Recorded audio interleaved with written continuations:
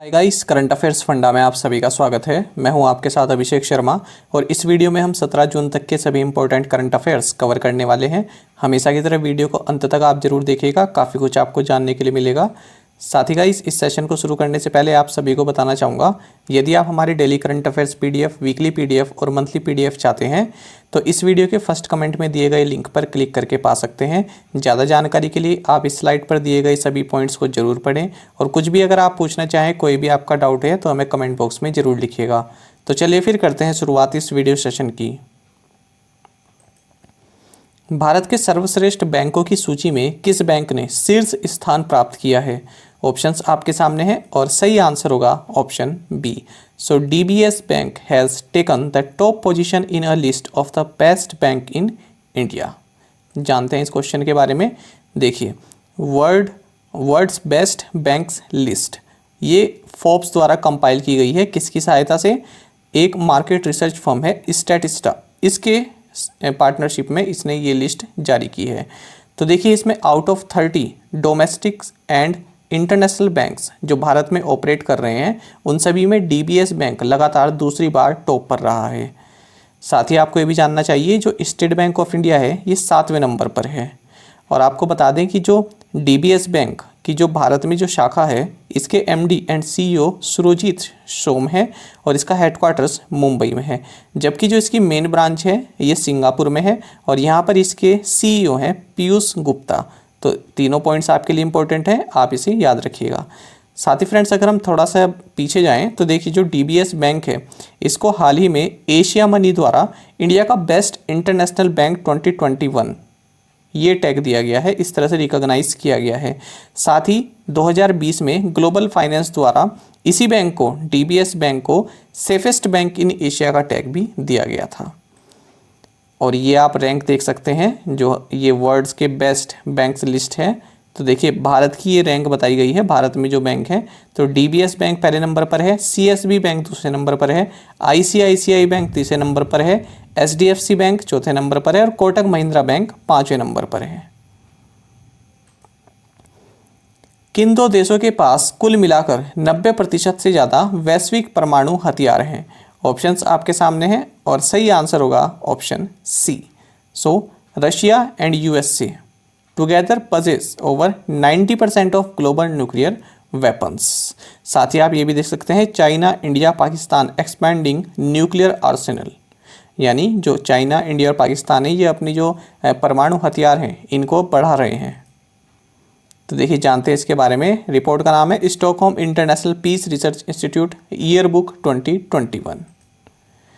तो देखिए, जो 9 न्यूक्लियर आर्म्ड स्टेट्स हैं, US, Russia, UK, France, China, India, Pakistan, Israel and North Korea, ये जो है इन्हीं के पास 13,080 न्यूक्लियर वेपन्स हैं, अगर हम 2021 की बात करें। साथ ही इसका अगर 90% केवल रशिया और यूएसए के पास है, तो आप देख सकते हैं जितने भी ग्लोबली न्यूक्लियर वेपन्स हैं तो उसका 90% रशिया और चाइना के पास है। साथ ही आपको ये भी जानना चाहिए, इसमें यह भी बताया गया है कि इंडिया के पास 156 न्यूक्लियर वारहेड्स हैं, यानी न्यूक्लियर वेपन्स हैं, और पाकिस्तान के पास 165 हैं, जबकि चाइना के पास 350 हैं।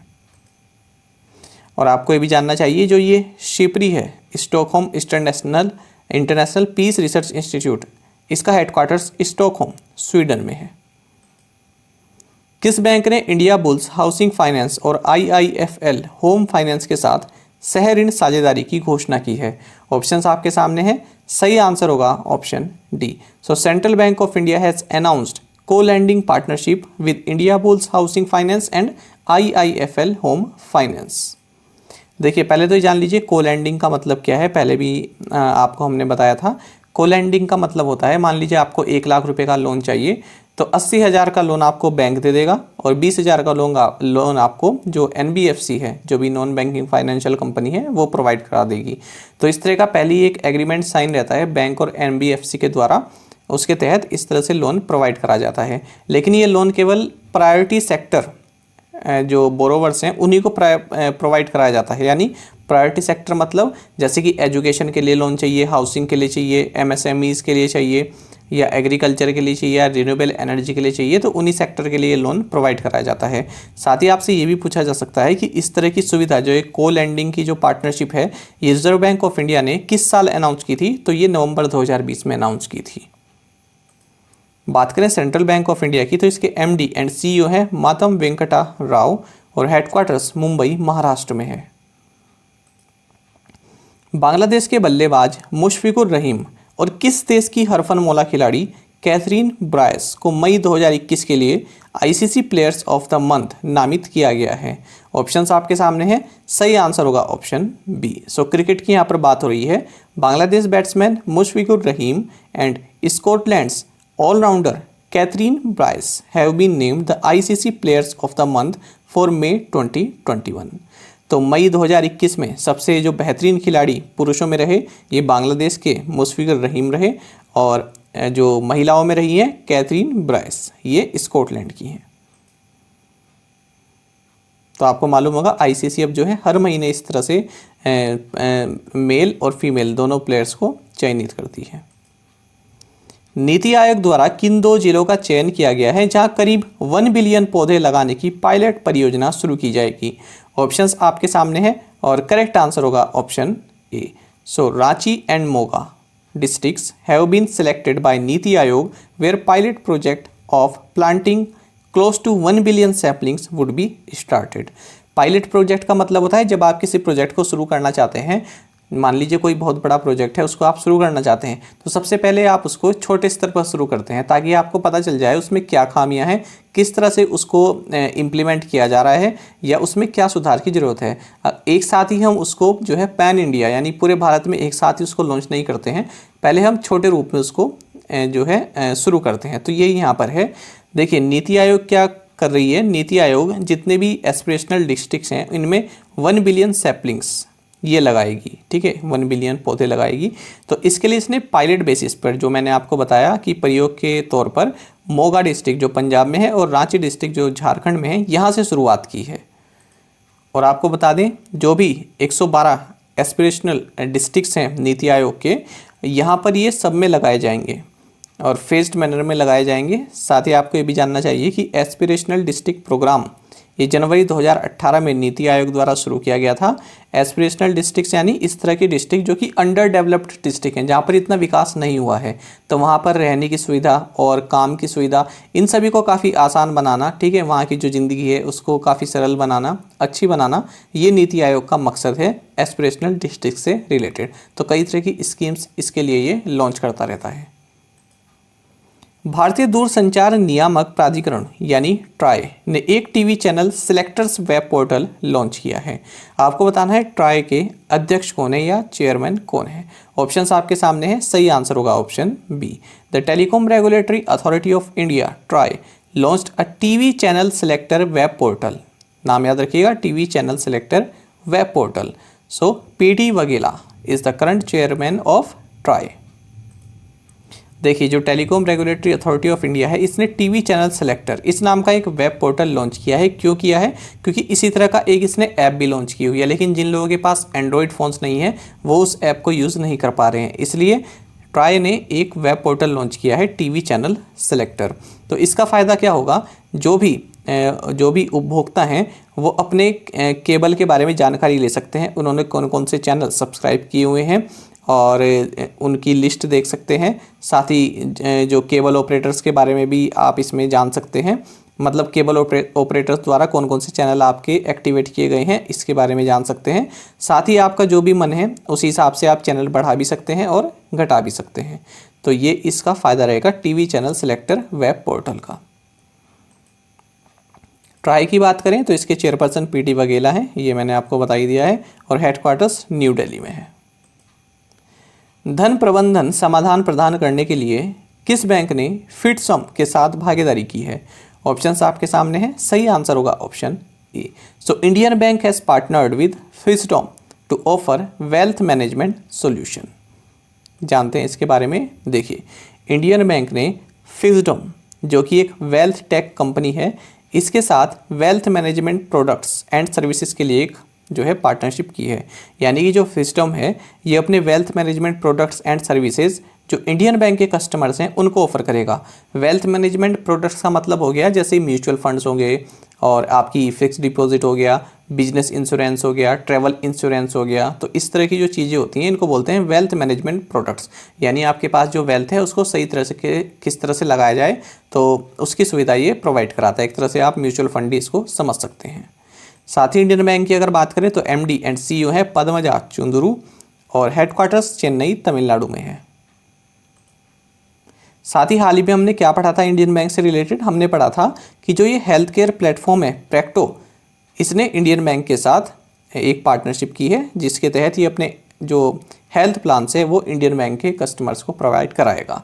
और आपको बता दें जो ये प्रैक्टो है यहाँ पर आप डॉक्टर से ऑनलाइन कंसल्टेशन कर सकते हैं, प्रिस्क्रिप्शन डिजिटल प्रिस्क्रिप्शन जो है यहाँ पर डॉक्टर्स आपको दे देते हैं।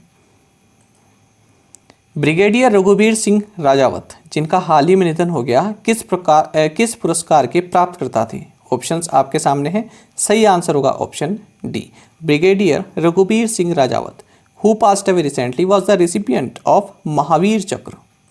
जानते हैं इनके बारे में। देखिए 1965 का इंडो पाक वॉर हो, इसके लिए इन्होंने महावीर चक्र इनको भारत सरकार द्वारा प्रोवाइड कराया गया था, ब्रिगेडियर रघुवीर सिंह। साथ ही इन्होंने जो सेकेंड वर्ल्ड वॉर के दौरान जो बर्मा कैंपेन है इसमें भी पार्टिसिपेट किया। 1947-48 में जो कश्मीर ऑपरेशन था उसमें भी इन्होंने पार्टिसिपेट किया और 1971 का जो बांग्लादेश लिबरेशन कैंपेन था इसमें भी इन्होंने पार्टिसिपेट किया। सैटिन क्रेडिट केयर नेटवर्क ने किस बैंकिंग पार्टनर की मदद से UPI ऑटो पे पेश किया है? ऑप्शंस आपके सामने हैं। सही आंसर होगा option C. So Satin Credit Care Network has introduced UPI AutoPay with the help of HSBC India as its banking partner। तो जानते हैं इसके बारे में। देखिए ये माइक्रो फाइनेंस कंपनी है सैटिन क्रेडिट केयर नेटवर्क, तो इसने जो है UPI AutoPay इसको लॉन्च किया है किसके साथ मिलकर? NPCI, और बैंकिंग पार्टनर के रूप में इसने चुना है HSBC इंडिया को। और देखिए इस तरह की सुविधा प्रोवाइड कराने वाला ये पहली माइक्रो फाइनेंस कंपनी है। इसके तहत क्या होगा, अब UPI ऑटो पे के तहत जो कस्टमर्स हैं इसके वो अपनी जो लोन की EMI है उस EMI जो होते हैं उसको UPI प्लेटफॉर्म से ही जो है पे कर सकते हैं। तो इस तरह की सुविधा प्रोवाइड कराने वाला ये पहला माइक्रो फाइनेंस कंपनी है। HSBC बैंक इंडिया की अगर बात करें तो इसके CEO हितेंद्र दवे हैं। हाल ही में इनकी अपॉइंटमेंट हुई है, काफ़ी इंपॉर्टेंट है आपके लिए, याद रखिएगा। और इसका हेडक्वार्टर्स मुंबई में है। हम बात कर रहे हैं HSBC बैंक इंडिया की। विश्व मरुस्थलीकरण और सूखा रोकथाम दिवस किस दिन मनाया जाता है? ऑप्शंस आपके सामने हैं। सही आंसर होगा option C. So world day to combat desertification and drought is observed on June 17। Desertification का मतलब होता है मतलब इस तरह की भूमि जहाँ पर कुछ भी प्रोड्यूस नहीं किया जा सकता, ठीक है, प्रोड्यूस करने की क्षमता जो है अपनी उसमें नहीं रहती है। और साथ ही इसका जो थीम रहा है 2021 में ये रहा है restoration land recovery, we build back better with healthy land. साथ ही आपको ये भी जानना चाहिए कि हाल ही में भारत ने जो है 2030 तक एक जो अपना लक्ष्य रखा है वो ये रखा है कि जो भी माफ़ कीजिएगा डिग्रेडेड लैंड के बारे में मैं आपको बता रहा था। डिग्रेडेड लैंड मतलब कि इस तरह की लैंड जो जिसमें कि कुछ भी प्रोड्यूस नहीं हो सकता, जो अपनी उसकी जो प्रोडक्टिविटी कैपेसिटी है वो पूरी तरह से लॉस्ट हो चुकी होती है, उसको बोलते हैं डिग्रेडेड लैंड। तो इंडिया ने हाल ही में ये कहा है कि ये 2.6 करोड़ हेक्टेयर्स की जो डिग्रेडेड लैंड है इसको फिर से रिस्टोर करेगा, यानी फिर से इसको जो है उपजाऊ भूमि बनाएगा। ये भारत ने लक्ष्य रखा है 2030 तक। तो इस तरह के टारगेट भी पूछ ले जाते हैं, इसको आप याद रखिएगा। और हाल ही में प्रधानमंत्री नरेंद्र मोदी ने ही इस बात को जो है फिर से रिपीट किया था, तो इसलिए भी ये काफ़ी इम्पोर्टेंट बन जाता है। विश्व समुद्री कछुआ दिवस किस दिन मनाया जाता है? ऑप्शंस आपके सामने हैं। सही आंसर होगा option D, world sea turtle day is celebrated on June 16। सो जून 16 को मनाया जाता है। क्यों मनाया जाता है? क्योंकि father of sea turtle biology तो इस नाम से जाना जाता है डॉक्टर आर्ची कार को, और इन्हीं की बर्थ एनिवर्सरी इस दिन मनाई जाती है जून 16 को। तो इसी के उपलक्ष्य में वर्ल्ड सी टर्टल डे मनाया जाता है। साथ ही आपको ये भी जानना चाहिए कि जो वर्ल्ड सी टर्टल है इसको जो है आप जो IUCN की जो लिस्ट है इसमें इंडेंजर्ड कैटेगरी में रखा गया है। ठीक है, सी टर्टल को इंडेंजर्ड लिस्ट में रखा गया है। भारत में जीनस पायरोस्ट्रिया का पहला रिकॉर्ड पायरोस्ट्रिया लालजी अंडमान द्वीप समूह में खोजा गया। पायरोस्ट्रिया लालजी किसकी प्रजाति है? फ्रेंड्स, काफ़ी इंपॉर्टेंट क्वेश्चन है, इसको आप बिल्कुल भी स्किप मत कीजिएगा। इस तरह से भी क्वेश्चन आपके एग्जाम में पूछा जा सकता है और फिर ऐसा लगता है कि ये क्वेश्चन कहाँ से पूछा गया है, कुछ आइडिया नहीं मिल पाता है। तो ये काफ़ी चर्चा में रहा है, इसलिए यहाँ पर लिया गया है क्वेश्चन। आंसर देखते हैं, समझेंगे इस क्वेश्चन को क्या मतलब है। आंसर है इसका बी। देखिए, Pyrostria laljii, the first record of the genus Pyrostria in India was discovered in the Andaman Islands. So Payrostria lalji is a species of tree और plant। जानते हैं इसके बारे में। देखिए, कॉफ़ी फैमिली के जीनस से संबंधित 15 मीटर ऊंचा पेड़ हाल ही में अंडमान द्वीप समूह में खोजा गया है। किसके द्वारा? भारत और थाईलैंड के रिसर्चर्स द्वारा। तो ये आपको जानना चाहिए। और आपको बता दें कि ये जो पायरोस्ट्रिया लालजी है, ये जो है पायरोस्ट्रिया जीनस, इसकी एक प्रजाति है और ये लालजी सिंह के नाम पर इसका नाम रखा गया है, पायरोस्ट्रिया लालजी। लालजी सिंह कौन थे? ये Andaman and Nicobar regional centre यहाँ के जॉइंट डायरेक्टर हैं। और साथ ही आपको ये भी जानना चाहिए जो ये प्लांट है पायरोस्ट्रिया, ये मेडागास्कर में जो है पाया जाता है और इसको IUCN की क्रिटिकली इंडेंजर्ड लिस्ट में रखा गया है। LPGA मेडिहिल चैंपियनशिप किसने जीती है? ऑप्शंस आपके सामने है, सही आंसर होगा option C. So Matilda Castren won the LPGA Mediheal championship. तो यहाँ पर बात हो रही है गोल्फ की। तो गोल्फ टूर्नामेंट है ये और विमेंस प्रोफेशनल गोल्फ टूर्नामेंट होता है, महिलाओं के लिए होता है ये। तो इसको जो है फिनलैंड की मैटिल्डा कास्टर्न इन्होंने जीता है। निम्नलिखित में से किसने वर्जिन एटलांटिक के साथ अपनी 17 साल लंबी साझेदारी का विस्तार किया है? ऑप्शंस आपके सामने है, सही आंसर होगा option A. So TCS has expanded it's 17 year long partnership with virgin Atlantic. Virgin Atlantic आप जानते हैं कि एक एयरलाइन ग्रुप है ब्रिटेन का, ठीक है, ब्रिटिश एयरलाइन है। तो इसके साथ TCS ने अपनी जो 17 ईयर लॉन्ग पार्टनरशिप है इसको एक्सपांड किया है और इसके तहत जो भी ऑपरेशनल मैनेजमेंट और डिजिटल ट्रांसफॉर्मेशन है जो इस एयरलाइन का, वो TCS द्वारा कराया जाता है। और साथ ही इसमें जो भी एयरलाइन का and to end technology operation है, ये भी जो एम्प्लॉयज़ हैं TCS के और वर्जिन एटलांटिक के मिलकर इस सभी को जो है करते हैं। वर्ल्ड गिविंग इंडेक्स 2021 में भारत की रैंक क्या है? ऑप्शंस आपके सामने हैं और सही आंसर होगा ऑप्शन सी।